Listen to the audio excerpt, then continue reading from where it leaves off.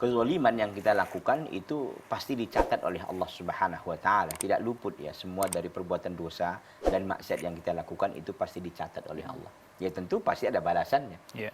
Kalau kita lihat di dalam hadis qudsi ya, Nabi SAW meriwayatkan dari Allah Azza wa Jalla, dari Rabb-Nya, "Ya ibadi inni haramtu dzulma ala nafsi wa ja'altuhu muharraman bainakum fala tadzalamu."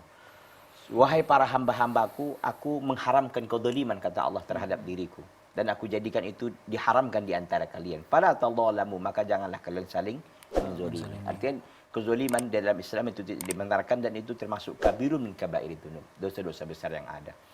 Nah, apakah kalau kita menzinahi orang lain, berzina dengan orang lain, itu akan terjadi juga zina terhadap keluarga kita? Iya. Para ulama menjelaskan bahwa dosa zina itu memiliki kesialan yang sangat besar.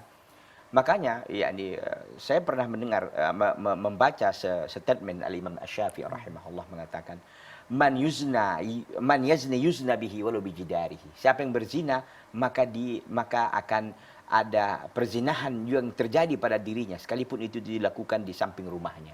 Artinya bahwa dosa zina itu bukan dosa yang perkara mudah. Dan kita tahu bahwa dosa zina di dunia ini kan hukumannya, kalau dia sudah orang tua, itu dihalalkan darahnya. Artinya yang sudah dia menikah orang tua, ya itu dihalalkan. Kita tahu bahwa berzina itu kan ada muhsan, ghairi muhsan. Ada yang sudah menikah dan ada yang belum menikah.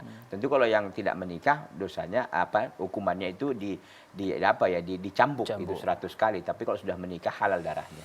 Ini perkara yang tidak main-main dan sulit untuk kita bayangkan bagaimana dampaknya yang sangat besar dan dampak buruknya tentunya. Nah, kembali kepada kezaliman tadi. Jadi tidak dibenarkan kita melakukan kezaliman, dan kita tahu dalam ayat Al-Qur'an Allah Azza wa Jalla mengatakan dalam surah Al-Zalzalah, "Faman ya'mal mithqala dzarratin khairan yarah wa man ya'mal mithqala dzarratin syarran yarah." Barang siapa yang melakukan perbuatan kebaikan sebesar biji dzarrah pun, sebesar biji gandum pun akan dilihat balasannya, dan barang siapa yang melakukan keburukan sebesar biji zarrah pun akan dilihat balasannya. Kama tadi nutudan al-jaza'u min jinsil amal. Sebagaimana kalian berbuat, itu akan dibuat kembali, dan balasan itu sesuai dengan jenis amalannya. Jadi tidak dibenarkan kita untuk menzalimi orang lain. Kemudian tadi selanjutnya, dosa apa yang disegerakan Allah segerakan hukumannya di dunia ini? Dalam riwayat Al-Imam Al-Bukhari, ya, di dalam kitab Adabul Mufrad, bukan di dalam kitab sahihnya, beliau meriwayatkan sebuah hadis dari Nabi sallallahu alaihi wasallam, kullu dzambin yuakhirullah ma syaa ila yaumil qiyamah. Ya, setiap dosa itu kalau Allah kehendaki bisa diakhirkan siksaannya sampai hari kiamat. Illal baghi wa uququl walidain au qati'atir rahim. Kecuali dosa kedzaliman atau dosa durhaka kepada orang tua atau memutuskan silaturahim. Maka dikatakan yu'ajjilu lisahibihi fid dunya qabla al-maut. Maka dosanya disegerakan di dunia ini balasannya sebelum nanti dia sebelum kematiannya. Jadi intinya bahwa kata para ulama, ini satu hadis, hadis-hadis yang lain masih ada juga yang senada dengan itu. Intinya bahwa dosa-dosa ini sangat besar, ya, dampaknya. Di dunia ini dia akan mendapatkan balasannya, dan juga nanti di akhirat akan dibalas kembali oleh Allah Azza wa Jalla. Kenapa begitu kata para ulama?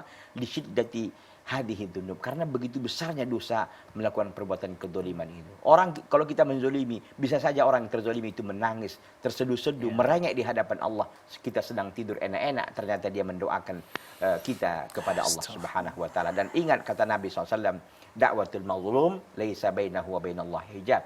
Dakwahnya orang yang terzalimi, doanya orang yang terzalimi, tidak ada batasan antara dia dan Allah Azza wa Jalla. Intinya bahwa fattaqullah, maka kita bertakwa kepada Allah dan menjauhi yang namanya kezaliman ini. Wallahu ta'ala.